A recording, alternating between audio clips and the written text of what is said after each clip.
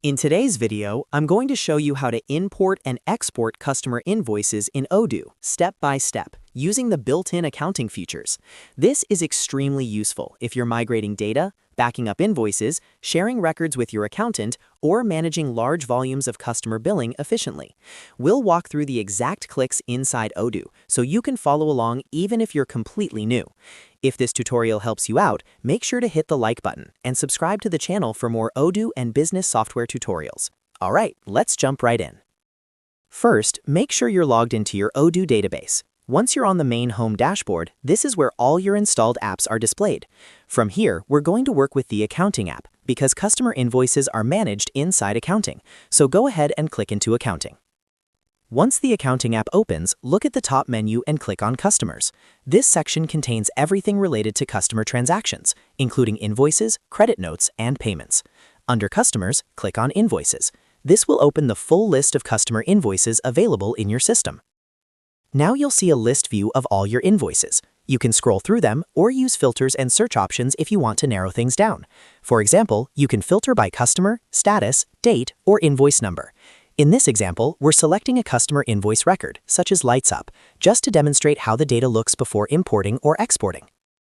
Let's start with importing customer invoices. On the Invoices list page, look for the Import button, usually located near the top of the screen. Click on Import, and Odoo will open the import interface. Here, you can upload a CSV or Excel file containing your invoice data. Odoo provides a sample template, which is highly recommended if you're importing invoices for the first time.